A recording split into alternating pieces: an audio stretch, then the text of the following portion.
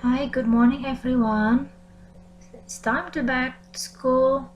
I hope you're feeling good today. So for today we are going to learn about narrative text. Hari ini kita kembali lagi belajar ya. Kita kembali ke narrative text. Dari narrative text itu adalah sebuah teks di mana tujuannya adalah untuk menghibur si membaca. So the purpose of narrative text is to entertain or amuse the reader.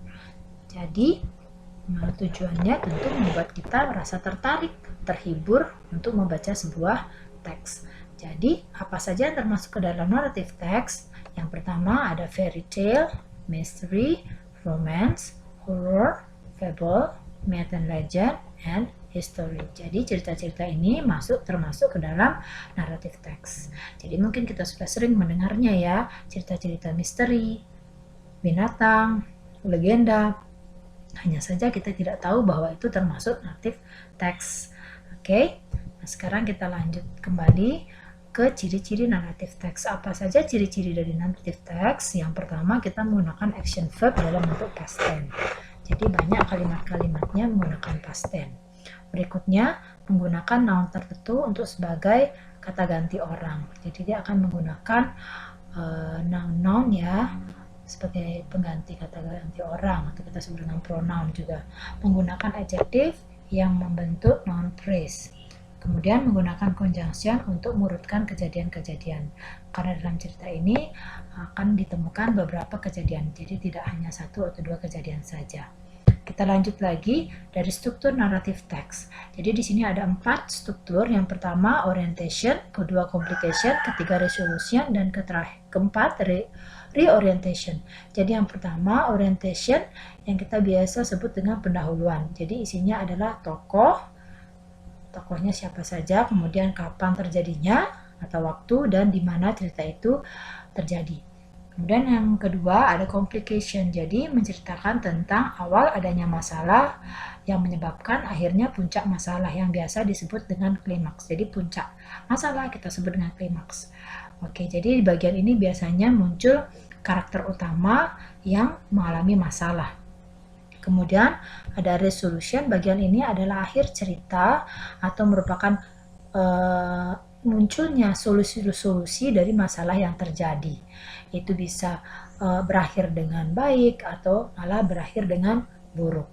Oke, berikutnya terkadang ada beberapa solusi ya, resolusi yang berupa masalah lain untuk dipecahkan.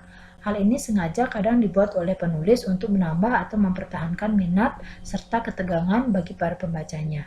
Biasanya jenis resolusi ini terdapat pada genre misteris atau horor. Jadi biasanya setelah muncul masalah, dipecahkan kemudian masalah, itu biasa terjadi pada cerita horor. Berikutnya, ada reorientation adalah bagian penutup yang bersifat opsional.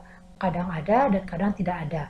Jadi reorientation ini isinya tentang pelajaran moral, saran tentang cerita tersebut. Oke. Kemudian kita mengalihkan sedikit ke bentuk simple past tense. Jadi karena kita akan mempelajari tentang cerita masa lampau, jadi kita akan menemukan banyak sekali kalimat-kalimat dalam bentuk lampau atau simple past tense. Maka dari itu kita akan flashback sedikit tentang cara membentuk kalimat tersebut. Jadi di sini ada nominal sentence dan verbal sentence. Nominal sentence itu tidak ada kalimat di mana tidak ada action verb-nya di sana ya, sehingga ada kata kerja bantu yang kita sebut to be di dalam kalimat itu. Kita lihat contoh nominal sentence. Jadi ada it was too small for them. Jadi was yang diberi tanda merah itu merupakan perubahan dari is ya. Jadi it is dia menjadi it was karena kejadian itu sudah lewat.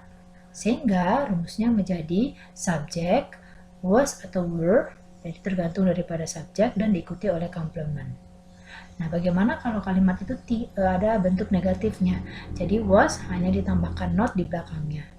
Were hanya tambahkan not di belakangnya, sehingga kalimatnya menjadi he was not his father, for example. Ya, oke. Jadi untuk kalimat nominal sentence itu penggunaannya was dan were ada di dalam bagian kalimat tersebut. Sedangkan pada kalimat verbal sentence itu akan muncul kalimat-kalimat bentuk kedua. Contohnya ada di sini live. Once upon a time there lived a girl named Cinderella. Karena zaman dahulu itu tinggallah seorang gadis bernama Cinderella. Jadi tinggalnya sudah dulu karena cerita ini memang menceritakan kejadian yang lampau. Jadi live ini ditambahkan D, penanda bahwa dia termasuk ke dalam regular verb, di mana kita tambahkan D di akhir kata kerja itu.